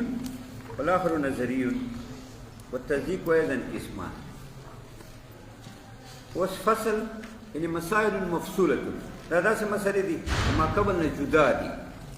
مخکې نه دا جدا مسلې دي. فصل به معنی المفصول جدا شوي دي مخکې نه. دا خو ظاهره خبره ده چې مخکې نه جدا دي ځکه مخکې نه خو یې تصور تصدیق معنی بیان کړې. اوس تصور اقسام بیانوي التصدیق اقسام بیانوي. اوس دی وایي التصور قسمان تصور دوه قسمه ده. نو تصور مقسم ده قسمان اقسام دي. قسم خاصی مقسم ده لکه ګوره کلمه مقسم ده که نه عام ده. اسم دا یو خاص فعل بل خاص حرف بل خاص. داسې تصور عام ده. اقسام دي لاندې اقسام خاص یو تصور بدیهي یو تصور نظري. اوس تصور بدیهي چاته وایي؟ تصور وایي چاته یو دا خبره. بیا دا چې تصور بیا بدیهي ده نظري ده. تصور صورت ته وایي په قیام کې. تصور صورت ته وایي په قیام کې. لکه اوس مثلا انسان ماضیم کې پروت ده ورخیال خو مې نه ده. دغه انسان ته وایي صورت من حیث هو یعنی انسان صورت ته من حیث په داسې اعتبار هو چې خالی دا انسان ده بل شی نشته ورسره ځکه ما ورخیال نه ده که نه. بل شی دا ده چې ورخیال دي شي بل خیال خو نه تا خو نه ده ورخیال. نو چې ورخیال دی نه ده نو دا هو شو. نو دا انسان چې ما ذهن کې راغلی یا صلات یا زکات یا حج یا اودس یا هر ټکی یادوه هر ټکی چې تا ذهن کې راغلی اولایکه هدن علا رب یعنې دا ټول تصورات دي. دغه صورت دی اولایکه چې ما په ذهن کې پروت ده او ما ورخیال نه ده. دا ته وایي صورت من حیث هو یعنې دا اولایکه صورت ته ما په ذهن کې من حیث په داسې اعتبار هو چې خالی دا صورت ته او دا صورت ته یعنی دې سره اعتبار زایده نشته. اعتبار زایده دا ده چې تا ورخیال شي چې هته قیام وایي. ورخیال شوی خو دې نه ده دماغو کې ډېر کیسې پرتې او ورخیال سړي نه. بیا دغه صورت ته اولایکه چې قیام ته لاړ. قیام دا معنا چې عقل ورخیال شي. نو دغه صورت ته اوس تصور وایي. دا قیام کې تصور ده. قیام کې اوس نام تصور ده. اوس اولایکه نام نه ده. اولایکه نام خو خولې کې ده یا اولایکه نام په من حیث هو کې ده چې دا ما ذهن کې پروت ده ورخیال مې نه ده. دا بس اولایکه ده. خو چې کله مې ورخیال شو نو یو خاص صورت اولایکه یو صورت شه خاص عقل کې راغلی. نو اوس نام ده خاص صورت. یا انسان مثلا من حیث هو کې ده اوس عقل ورخیال شو نو نام یې ده اوس خاص صورت. اوس انسان نام نه ده. انسان نامونه دا خو شیانو پاره شیان خو دې ته وایي چې لا بارئ لا ذهن کې پراته وي من حیث کې دې ته شیان وایي. شای ته زه یم جومات ته موټر ده چای دي نسوار دي نه ټول شیان دي. نو شیان چې دي هغه باره دي شیان من حیث هو کې شیان دي. نو شي نام من حیث هو کې وي یا بیا بارئ چې عقل سره قایم ولګېدی دا صورت عقل ورخیال شو اوس شای نه ده اوس علم شو اوس علم ده. نو دغه انسان صورت قیام کې علم ده. دغه اولایکه صورت قیام کې علم ده. دغه علم دا صورت چې علم ده دا ته تصور وایي. دا تصور ده. تصور څه معنا نه عیني اذعان ده نه اذعان کې نه جز ده. دلته خو اذعان نشته باور خالی صورت ته د اولایکه یا انسان صورت ته اذعان نشته باور خو ګوره په مسلې باندې چې تا په مسلې باوري چې زید قائم مسله ده په دې تا باور ده. څنګه باور دی ده چې ما باور ده په دې خبرې چې زید قائم مطابق للواقع ده. دا واقع سره مطابق خبر ده دا رښتیا دي. یا تام اذعان په دې خبرې چې الصلاه فرض چې مونږ فرض ده دې باندې ما اذعان ده باور مې ده چې دا مطابق للواقع ده. دا چونکې مفرد صورت ده انسان صورت ته اولئک صورت ته دلته ایزان میزان نشته ایزان خو قضیې نه بعد پیدا کېږي چې قضیه دې وي زړه کې هغې نه بعد ایزان عقل کې پیدا کېږي چې آپ باوري په دې خبرې چې دا قضیه مطابق للواقع ده او دا خو قضیه ده نه اولئک مفرد ده انسان مفرد ده حج مفرد ده اودس مفرد ده دا صورتونه قیام کې راغلي بس دا تصور وایي تصور چاته وایي چې نه عین ایزان یا نه ایزان ته نه جزء دلته عین ایزان نه ده باور خو نشته دلته اني ایزان جز ده بس دا تصور وایي دا خالص صورت څه ده قیام کې دې ته تصور وایي دا تصور دوه قسمه ده دا مې یو شک ذکر کړ یعنې دې کوم تفصیلات شته وروسته به راځي خو دا یو شک ده دا تصور دوه قسمه ده یو بدیهي ده یو نظري ده بدیهي چاته وایي چې تا حاصل کړی بلا نظره کسب و دا صورت انسان ما عقل کې پروت ده دا ما حاصل کړی ده بلا نظر فکر نظر فکر څه معنا یعنی تعریف مې نه ده کړی بې تعریفه ما ذهن کې ده دا اخلاص تصورات پر نظر تعریف ده یعنی بې تعریف عقل حاصلېږي بیا دا بدیهي عقل به په تعریف سره حاصله بیا دا نظري لکه کلمه نظري ده په تعریف پې حاصله چې لفظ وضع عالمانه یو پاسه کلمې صورت تا ذهن ته راځي تعریف پې کیا دا تعریف ته نظر وایي دا تعریف نظر ده په تصوراتو کې نو دا معنا احدهما بدیع یو تصور بدیع ده ای حاصل چې دا تصور تا ذهن کې حاصل ده قیام کې حاصل ده یعنی عقل ور خیال ده دا صورت ده دا تصور ده دا بدیهی ده ای حاصل بلا نظر و قسم دا حاصل کړی ده تا بلا تعریف ته ضرورت نشته انسان دا او دسته ناسوار دی چای دی ډوډۍ ده یعنې داسې دنیا ډکه ده وطن یادوی خجی دا حاصل دی بلا نظر و قسم دا حاصل دی بلا تعریف دی تعریف ته نظر وای دی تعریف ته کسب وای کسب ولې ورته وای ځکه دې سره سره تصور حاصلوي لکه کلمې تصور به ته په چا حاصله په لفظ وضع عالمانه اوس مثال درکړي که تصورنا الحرارت والبرودت لکه موږ تصور وکړو د حرارت برودت یا د اودس یا د مانځه یا د نسوار یا د چای یو حرارت برودت خو نه ده کنه طالبانو ذهن کې بیداري دي یاره دا منطق خو بس حرارت برودت حرارت برودت نه کنه ټوله دنیا مفردات تا ذهن کې چې وي بې تعریفه بې دلیله چې وي بس دا تصور بدیهي ده کنه حرارت یا برودت او که نور چای ډوډۍ انساني زکاتي حجي یعنې دا خو چې تا ته معلوم وي یو شی به نه وي ته معلوم مثلا ایمان دا مفرد ده تا خو نه ده ته معلوم چې ایمان چا ته وایي دا په تعریف حاصله هغه تعریف نظر ده داسې مثلا صلات تعریف پکې چې چا ته نه معلوم خلی که تصور نه حرارت لکه موږ تصور د حرارت کو ګرمي برودت نو دا صورتونه موږ ذهن کې پراته دي بلا تعریف و بلا دلیل عقل سره پراته دي قایم دي ورسره یخني یا ګرمي ویقال له ضروري ایضا دې ته ضروري وایي دارنګې ضروري ورته وایي بدیهي ورته وایي ایوه ضروري بله معنا ده یو ضروري خو دغه ده بدیهي دا چې اوس مو وویلی چې تصور بدیهي دا ده چې تا ذهن کې حاصلي یعنی عقل پورې قایمي بلا نظر قسم یعنی بلا تعریف تا ذهن کې پروت بس دا تصور بدیهي دا ته ضروري وایي دغه بدیهي نام ضروري ده ایو ضروري بله معنا ده ضروري بله معنا چا ده هغه علم ده چې حاصلي بلا اسباب چې هیڅ سبب یې نه یو ضروري دا معنا ده اوس اسباب خو ډېر دي سبب تعریف هم ده دا هم سبب ده غوږ ډول دا هم سبب ده سترګو باندې کتل دا هم سبب ده یعنې سببونه خو ډېر دي که نه ژبې باندې سکل دا سبب ده نو یو ضروري دا معنا ده چې حاصل بلا اسباب ایو ضروري دا معنا ده چې بدیهي ته وایي چې حاصل بلا تعریف وثانیهما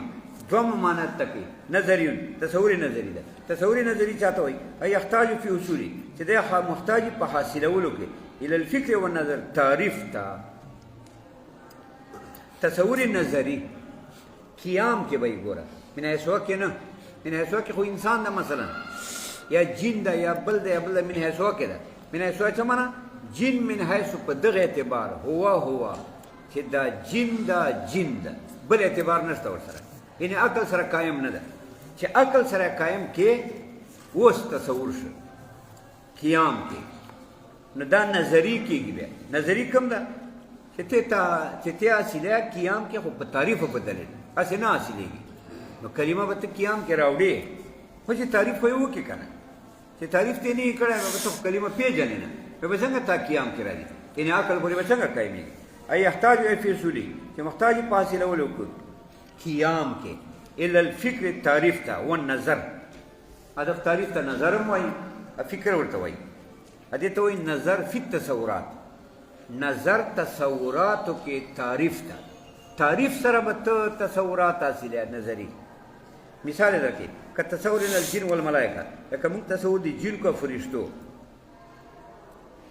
نو یو جن فرشته څه کوي خو چېرې نور مثالونه وایي که نه دا خو د خلک دوکه کړه من طالبان وایي چې موږ جنه ملک پرېږده وسړی منطق جنه ملک ایو بروده ته حرارت داسې وایي که نه چې ټول قرآن تصوراتونه ډک دی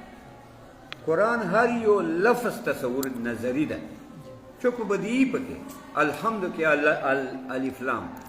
دا تصور نظری ده که چې بیا الف لام تفسیر کړه چې یو الف لام جنسی یو الف لام استغراقي بیا جنسی تعریف کړه بیا استغراقي تعریف کړه بیا حمد ده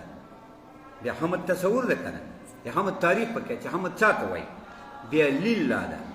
د لام د اختصاص ده بیا د دې تعریف کړه بیا الله ده یعنې دا مفرد ده بیا به د الله تعریف کړه بیا رب ده بیا به دې تعریف کړه بیا عالمین ده بیا به دې تعریف کړه وهکذا الی والناس پورې ورسېږه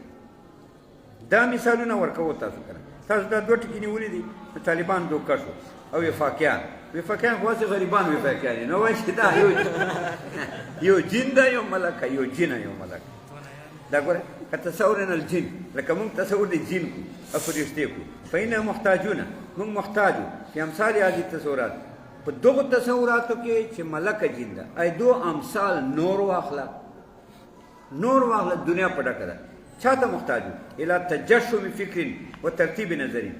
ارتکاب دی ته وایي چې یو شی په تکلیف سره اخلي لکه غټه پیټه وي او ته په تکلیف اخلي په اوږه یا په سر کې یا دې ته تجشم وایي ایو دا چې اسانه طریقې سره واخلي حمل ده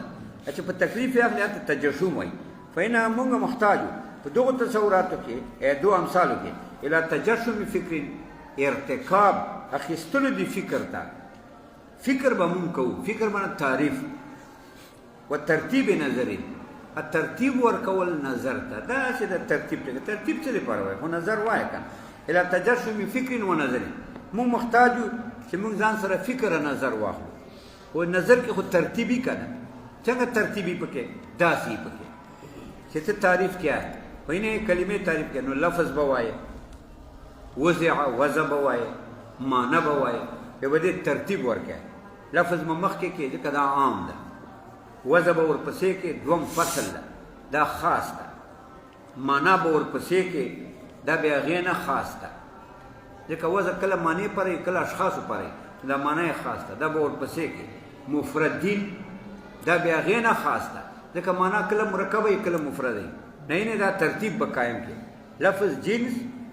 یو ټکی لفظ خو عامي موضوع ته وایي محمل ته وایي بیا وضع دا اوس خاص دا فصل معنی دا بل فصل بیا معنی مفرده دا بل فصل دا ګوره نو موږ محتاج الی تجشم فکر ارتکاب دی فکر ته و ترتیب نظر او نظر ته نظر په خپله ترتیب ته وایي چې د امورو ته ترتیب ورکړي لکه ما ته ویله ویقال له الکسبي ایضا دغه نظري ته کسبي وایي دا نظري ته کسبي وایي کسبي دوه معنی دي یو خو دا نظري ده دا اوس مو چې ویله چې محتاجي نظر ته محتاجي یعنی تعریف ته محتاجي بیا دا کسبي ده نظري ده نظر ته محتاج ده یعنی تعریف ته محتاج ده لکه کلمه تعریف ته محتاج ده دې ته نظري وایي چې نظر ته محتاج ده یعنی تعریف ته دې ته کسبي وایي کسبي ولې ورته وایي ځکه کسب ته محتاج ده دا به ته کسب کیا په تعریف تعریف سره به کسب کې هڅه خو نه کسب کېږي لکه ته چې و ډوډۍ خورې خو هڅه خو نه کسب کېږي پیسې به ګټې که نه یو پسه ډوډۍ کسب کې دا شو یو بلې کسبي بله معنا ده کسبي بله معنا دا ده ما یحصل بالاسباب چې په اسبابو حاصلي مقابل ضروري ده ما لا یحصل بالاسباب چې بلا اسباب حاصلي نو کسبي معنا دا چې په اسباب وي اسباب څه شي اسباب یا عقلی یا خبره یا حواسی سترګې وي دماغ وي خو چې په اسبابو حاصلي به ځاته کسبي وایي چې هر سبب وي که تعریف سببي که نه عقل سببي که نه خبره سببي که نه سوچ سببي دا ټول ته کسبي وایي په تصدیق ایضا قسمانه تصدیق دا رنګې دوه قسمه ده کم کم احدهم البدیهی یو بدیهی ده اوس تصدیق چاته وایي دا مو مخکې وویل تصدیق دا ده چې تا ذهن ته صورت راشي د مسلې هسې تصدیق نه پیدا کېږي د مسلې صورت راشي لکه اودس فرض ده دا مسله ده دا مسله تا من حیثیه کې پرته ده ذهن کې خو پرته ده اوس چې ذهن کې پرته ده یو مبتدا یو خبر یو نسبت دې ته وایي مسله من حیث هي مسله ده من حیث په داسې اعتبار هي چې دغه مسله ده نور شی نشته ورسره نور شی څنګه یعنې ما ور خیال نه ده دې ته وایي صورت من حیث هي بیا دا صورت قیام کې راغلی دا اودس فرض ده چې قیام کې راغلی یعنې عقل ور خیال شو نو دې ته وایي صورت فی القیام نو اودس صورت قیام کې راغلی فرض صورت قیام کې راغلی دا درې صورت قیام کې راغلی چې قیام کې دا درې صورت راغلی اوس دې نه بعد به اوس ته فیصله کوې چې لکه دا چې ګیره دا ټیک ده که غلط ده نو که ټیک دې وویله لکه چې اوس عقل کې قیام نه راغلی تا ور خیال نه بیا خو ته فیصلې نه کوې فیصله خو پسه کوې چې عقل خو ور خیال شي که نه نو چې دا عقل کې دا درې صورته راشي اوس به ته فیصله کوې یا به یې ځان په کوې چې دا ټیک ده باور به کوې یا به شک کوې چې پته نه لګي دا فرض ده که نه ده یا به وهم کوې وهم منه مرجوحه به ګڼې چې دا کمزورې خبره ده یا به یقین په کوې چې دا ټیک ده زه باور په کوم یقین په کوم نو دغه صورت قضیې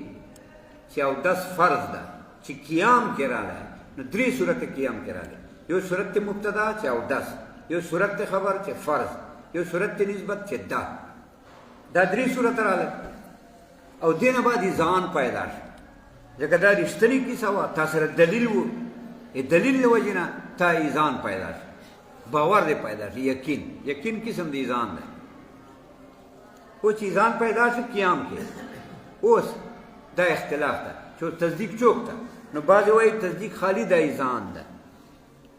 بعضې وایي دا نسبت څه ده دا دوال صورت قیام کې چې ویسته ځان ورسره پیدا شو دا تصدیق ده بعضې وایي چې دا درې وړه صورتونه سره د ځان نه دا تصدیق ده دې ته تصدیق وایي نو تا په ذهن کې قضیه راشي مسله چې موټر ولاړ ده یا مسله چې مازدیګر ټیم حاضر ده دا مسله شوه چې دا مسله ذهن ته راغله من حیثیه کې بیا به دا مسله قیام کې راشي قیام کې به درې صورت راځي او دس فرض ده درې صورتونه بعد به اوس تا پته لګي چې دا ته ټیک ګڼې که غلطې ګڼې نو کیدای شي ته مؤمن یې نو ته وایې دا یقیني خبره ده ځان ده ما چې اودس فرض ده که نو یو ځان پیدا شو یو د درې صورت نو څوک وایي دا ځان تصدیق یو څوک وایي دا نه ده دا اودس فرض ده دا ډول صورت هلته عقل کې چې قایم ده هلته مینه شویه کې نه هلته ډول صورت چې ده چې دې نه بعد ځان پیدا شوی ده دې ته وایي صورت النسبت صورت نسبت چې دا ده چې دې نه بعد ځان پیدا شو په عقل کې دا تصدیق ده څوک وایي چې نه سړی دا څلور وړه تصدیق دي ځان سره د درې وړه تصوراتو چې دا امام رازي ده پرون مو ویلي دا ځکه یې ویله بس والتصدیق ایضا قسمانه تصدیق دوه قسمه ده احدهم البدیع یو بدیع ده الحاصل من غیر فکر و کسب چې دا حاصل بلا فکر بلا کسب فکر کسب څه معنا دلیل دلته به اوس فکر کسب معنا دلیل کیا تعریف پنه کوي تصدیق په دلیل حاصله وثاني من نظری بل نظری ده المفتکر الیه چې محتاجی فکر ته یعنی دلیل ته. مثال الاول مثال دی اول به څنګه چې تصدیق بدی ده چې الکل اعظم من الجزء کل اعظم من الجزء ده دا تصدیق ته په دې قضیه چې الکل اعظم من الجزء تا په دې تصدیق ته چې کل اعظم جزء نه او دا تصدیق بدیهی ده. بدیهی څه معنا تعریف معرف ته ضرورت نشته دا بدیهی خبره ده چې کل اعظم جزء نه ولې کل اعظم جزء نه بدیهی ولې ده ځکه خو کل دغه جزء ته وایي چې دا مقابله ده ورسره سره د نورو اجزاو نو کل کې خو ډېر اجزا راغلي دغه جزء پکې راغلی چې دا مقابله ده ورسره او نور اجزا دي دغه ته کل وایي جزء خو فقط دا یو جزء ده دی وجه کل اعظم من الجزء ده کل مجموع الاجزا ته وایي مجموع نه ټول اجزا نو ټول اجزا کې خو دغه جزء ده کنه چې دا اعظم من الجزء کې دا جزء چې مقابله ده ورسره دا جزء ده نور اجزا دي نو کل مجموع الاجزا الجزء خو خالی دا یو جزء ده نو کل اعظم من الجزء والاثنان نصف الارباع ادو نیم دی ارباع دي په دې باندې تصدیق دا بدی خبره ده سره په دې پوي او مثال ثاني مثال دې دوم چې نظری وي لکه العالم حادث عالم حادث ده عالم حادث ده حدیث معنی څه کېږي مسبوق بالعدم چې دنه مخکې نواله و نو ده چې چا نه مخکې نوالی دې ته وایي حدیث نو ته حدیث ته مسبوق بالعدم مسبوق معنا مخکې کړی شوی د تا نه عدم ته نوې کلمې پیدا زه حدیثم مسبوق بالعدم یعنی مخکې کړی شوی د معنا عدم مخکې عدم و کنه بیا وروسته زه موجود شوم دا حدیث ته معنا ده ته وایي حدیث بزمان مسبوق بالعدم ایو دا حدیث بذات حدیث بذات څه ته وایي چې علت ته محتاج وي چې علت ته محتاج دي ته حدیث بذات وایي اوس موږ ټول علت ته محتاج یو کنه الله مو علت ته نو موږ حدیث بذات هم یو حدیث بزمان هم یو بذات حدیث علت ته محتاج یو الله ته حدیث بزمان کنه مسبوق بالعدم موږ نه مخکې نواله و خدي والعالم حادث والثاني موجود الله موجود ده ونحو ذلك دا چې دنیا مسلې دي نظری حجی فائدہ وإذا علمت ما ذکرنا چې تا معلومه کړه دغه خبره ذکرنا چې مخکې ما وویلې چې ان نظریات مطلقاً چې نظری مطلقاً عام که تصور نظری وي خو تعریف پکې که تصدیق نظری وي خو دلیل به وایي ان نظریات مطلقاً نظری مسئلې مطلقاً عام تصوريا کدا تصوري نظري وي كانت او تصديقا تصوري نظري وي او تصديقا یا تصديق نظري وي مفتكرة لا محتاج دي الى نظر وفكر نظر فكر تا خو تصوري نظري بالتعريف ته محتاجي التصديق نظري بالدليل ته محتاجي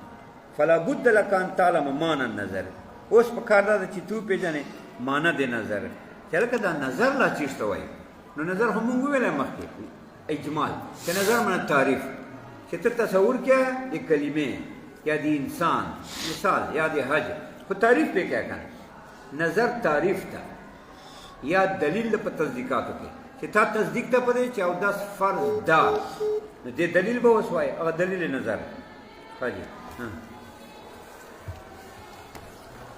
څه ټیم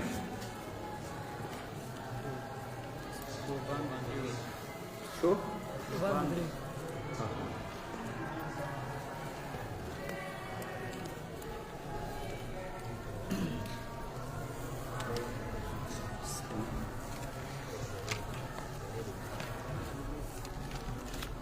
حاجی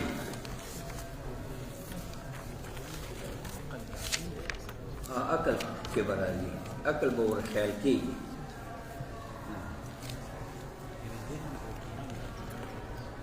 ذهن فمن حيث نه ذهن خو دغه عقل ده کنه خو کله عقل ور خیال یې کله نه چې عقل نه ور خیال پیدا من حيث هو چې پرتا خو یې ور خیال نه چې ور خیال نه ده من حيث هو چې ور خیال شو اوس قیام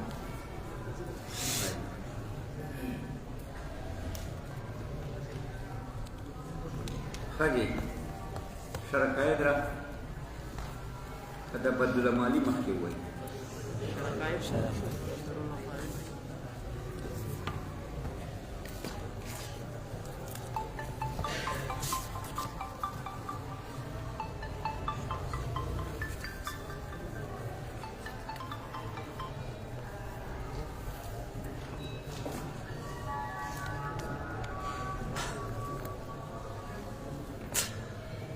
خاجي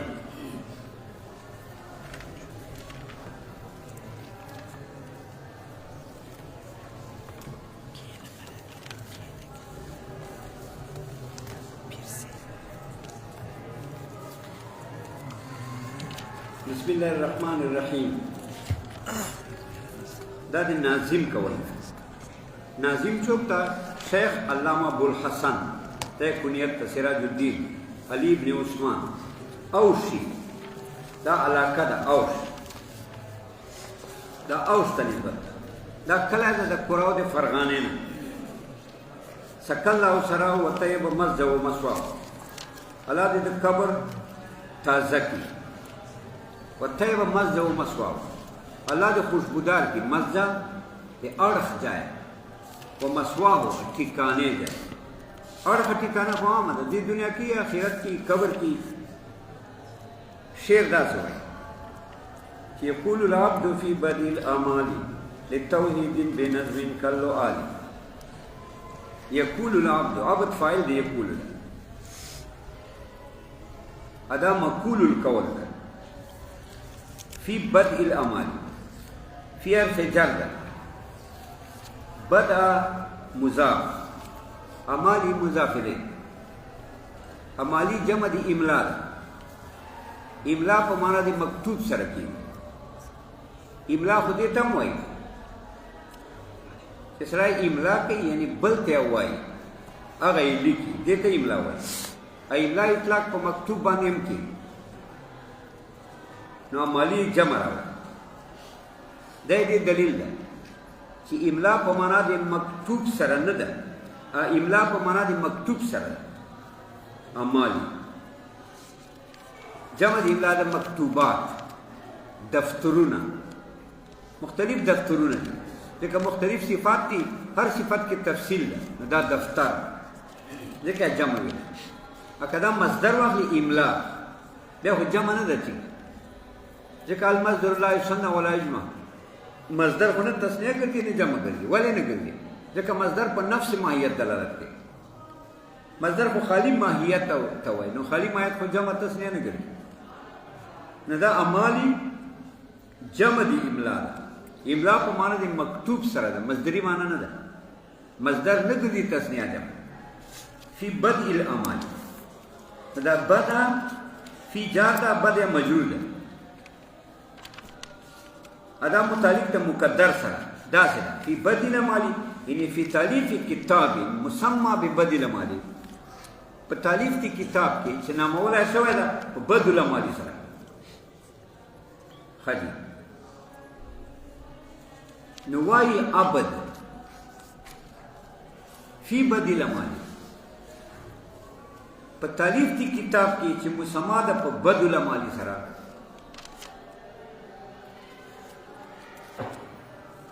خانو امالی خو مکتوبات توئی بد اچھا مانا بد پا مانا دی ابتدا سرا یعنی دی امالیو ابتدا کے دا سوائی چوائی دا ہے لتوحید بنظم کلو علی لتوحید دا یقول سر متعلق دا ابا جو بدء سر متعلق دا ابا جو مقدر سر متعلق دا خدا سے واضح دا کہ دا یقول سر متعلق یعنی یقول عبد فی بدی الامال وائی عبد پہ ابتدا دے امالی اخبلو کی چوائی لتوحید دا یقولو سر متعلق توحید متعلق بیان دے گئی نو لتوحید متعلق سے یقولو سر یا بدء سر متعلق تا لکور بیا لیکن اس دے دا ہوتا دا وانا یقول العبد فی بدء الامال لتوحید وائی بندہ پہ ابتدا دے امالیو کے اگا ابتدا اگا بدء ابتدا لتوحید هغه بده ابتدا په توحید باندې ده، توحید باندې ده. يكون العبد في بدء الأمال لتوحيد بنظم كاللؤال. دا بنظم جار مجرور ده، دا متعلق ته يقول سره. يعني يكون العبد في بدء الأمال للتوحيد ويكون العبد بنظم. دا بنده چې توحید بیانې دا په نظم سره بیانې، په نثر نه بیانې. او دا داسې نظم بیانې کاللؤال ای نظم کائن کنظم اللؤال. دا داسې نظم ده لکه نظم اللؤال، دا داسې مرتب ده، داسې هار ده، هار لکه هار چې جوړي. کنظم اللؤال په شان د هار د ملغلرو. هار د ملغلرو ولې قیمتي ده؟ ځکه اجزا یې قیمتي. دا ما نظم ولې قیمتي ده؟ ځکه اجزا یې قیمتي دي. ولې اجزا قیمتي دي؟ ولې د الله توحید ذکر کوم، د الله تعظیم ذکر کوم. یا کا په معنی مثلو سره ده. کاللؤال ای مثل اللؤال ای نظم کائن کنظم اللؤال یا نظم کائن مثل اللؤال. دا اوس معنا دا څه دی شعر. يقول العبد في بدء الأعمال وای عبد چې ډېر محتاج او عبد قیمتي صفت ده چې د ځان ته ثابت ده. ځکه عبدیت غلامي ته وایي، او غلامي دې ته وایي چې ته دې هیڅ اختیار نه لرې. او دا عین حقیقت ده چې انسان دغه عبدیت ته، یعنی دا هیڅ اختیار نه لري، خو د دې تسلیمول پکار دی چې ته ځان ته عبد وایې او دا اقرار وکړي چې زه هیڅ اختیار نه لرم او الله ما مولا ده، هغه ما متصرف ده. نو دا دی الله، دا د خپل ځان غایت تواضع ده، ا دی الله سبحانه غایت تعظیم ده. تا خواته دا د خپل ځان باره کې تا غایت تواضع انتهایی عاجزي وکړه، ځکه دا د غلام وویله چې د هیڅ اختیار ما سره نشته او الله د مولا وګڼله. نو الله ته د لوی وویله، نو د الله غایت تعظیم، ا د خپل ځان غایت تواضع. نو وایي عبد بنده محتاج فی بدء الأعمال متعلق ته یقول سره. وای بنده محتاج فی بدء الأعمال په ابتدا د مکتوباتو کې.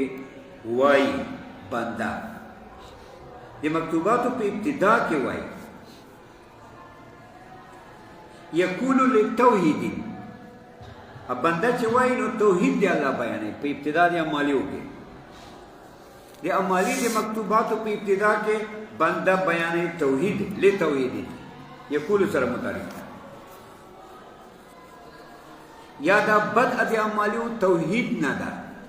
بدء د اعمالی لتوحید. دا بدء ابتدا د مکتوباتو لتوحید توحید سره ده. او وای بنده بنظم دا یقول سره متعلق ده. وای بنده په ابتدا د مکتوباتو کې وای بنده توحید دی الله پاک بنظم توحید کائن بنظم. دا چې توحید وای چې دا کائن ده په نظم سره، په نظم سره قائم ده. کاللؤال په شان د ملغلرو بنظم کاللؤال. دا نظم چې ده بنظم دا یقول سره متعلق ده. ان یقول بنظم دا بنده دا بیان په نظم سره کوي. کاللؤال ای نظم کائن کنظم اللؤال. دا سی نظم چې دا کائن ده په شان د انتظام د لؤالیو ملغلرو. دا ګوره دا د الله سبحانه تعظیم ذکر کړ او جان ته عبد ویل. عبدیت مقام د حاصل خالی خلاص شو.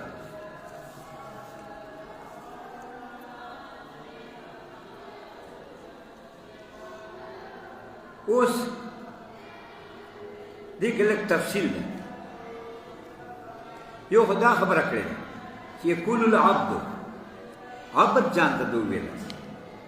نو دا عبدیت لوی صفاتو نه و لکه مخکې مونږ ویله چې دا یو عظیم صفت ده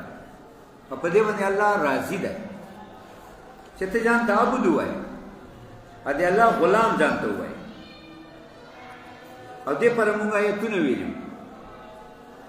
چې ګوره الله سبحانه وتعالی دا عبد څه ده احب الاسماء دا محبوب نام او اوچت نام ځکه الله پاکم نبی علیہ السلام په اشرف مقاماتو کې په عبد ذکر کړی دی اوچتو مقاماتو کې الله پاک نبی علیہ السلام ته خطاب په عبد کړی نو په اوچت مقام کې خطاب په عبدیت دا اوچت صفت کم ان کنتم فی ریب مما نزلنا علی عبدنا دارنگه نزل الفرقان علی عبدی دارنگه لما قام عبداللہ یدعو دارنگه سبحان الذی اسرا بعبدی دارنگه فاوحى الی عبدی ما اوحى مختلف صفات سره کړل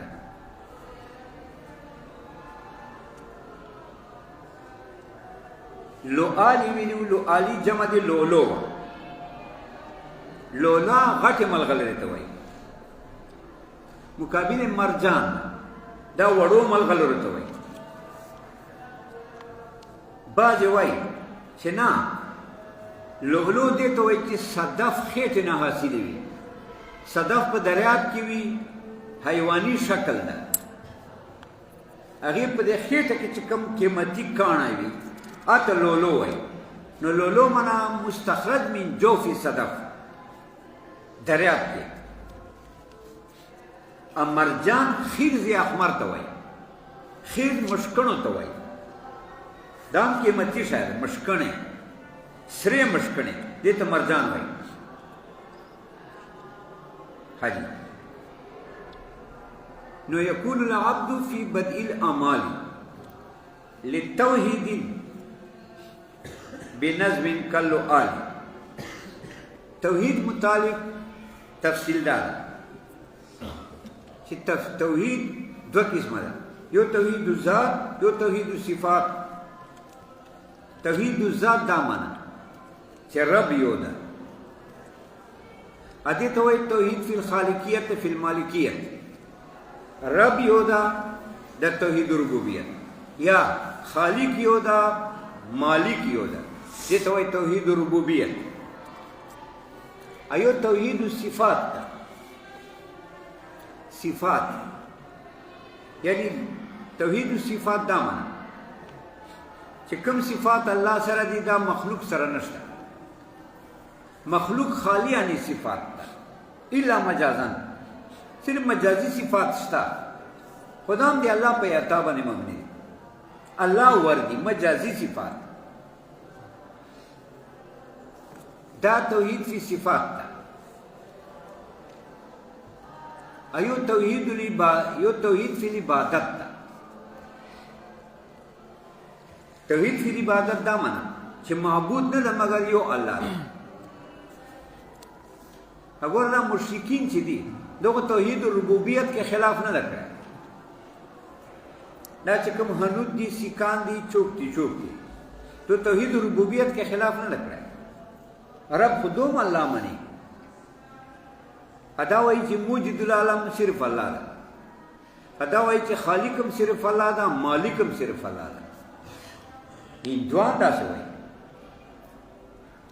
ادو په توحید صفات کې اختلاف نه کړی صفات لکه موږ چې الله پر منو دوی الله پر مني ها دوی چې اختلاف کړی په توحید فی عبادت کې کړی او دا څه وایي چې معبود صرف الله نه ده بلکې عبادت بل چا پاره جایز ده دیو جنا دو په دې الہو ته عبادت کې بتانو ته عبادت کې دا بتانو دا شیان دي دې ته دو الہو وایي ا دې ته الہه عطای وایي دا معنی نه چې دوی کې ذاتی صفات دي ذاتی صفات نشته الله بتان دا مخلوق خودو منی چې دا بتان چې دي مونږه چې عبادت کوي دا مخلوق دي ځکه دا خودو په نسبت اولیاء تیر شوي یا مثلا د انبیاو عبادت یې کړی د انبیا خو اولیاء تیر شوي دي اولیاء دي که نو دا مخلوق مني دا مشرکین چې هندوان دي سیکان دي یا څوک دي مشرکین چې څوک دي ټول هم دا مني چې رب یو الله ده خالق یو الله ده مالک یو الله ده توحید فی صفات مني چې صفات صرف الله سره دي خو توحید فی عبادت کې انکار کوي چې عبادت صرف الله پر نه ده بلکې غیر الله ته عبادت جایز وای او داسې وای چې دا مې واړه واړه الهه دي ادو سره اتایي نعمتونه شته دي اتایي صفتونه شته دي یعنی دو کی صفات شته دي خو الله ورکړي دي او دو عبادت کوي د غیر الله دې لپاره چې دا غیر الله وسیله وګرځي لپاره د نزدېکت ته الله ځکه قرآن پاک کې الله فرمایي ما نعبدهم الا ليقربونا الى الله زلفى دا مشرکین اقرار کولی که چې دا مخلوق خو مونږ منو چې دا اولیاء دي مخلوق دي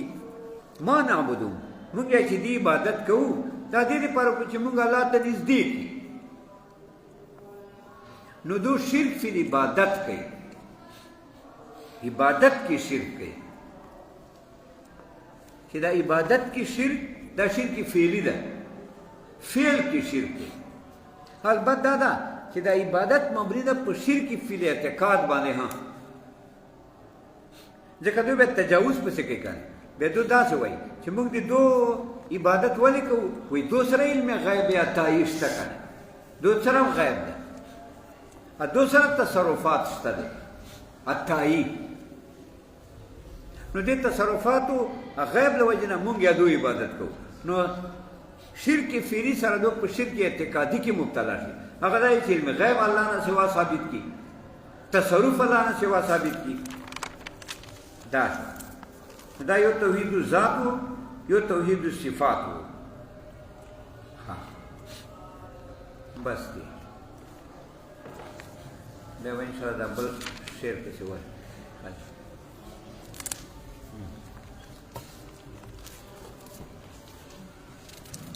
څه ټایم شو 3:30 بجې ها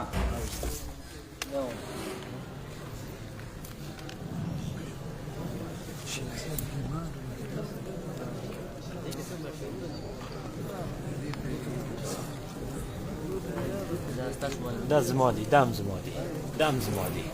دام زما دي صديقات نو زما نو زما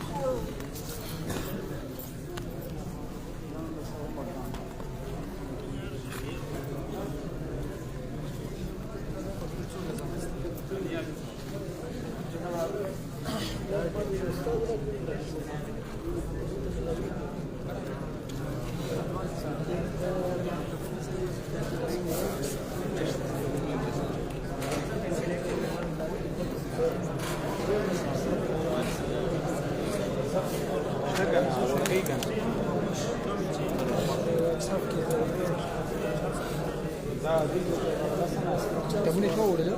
مش فاضي موبايل بس لا شو بس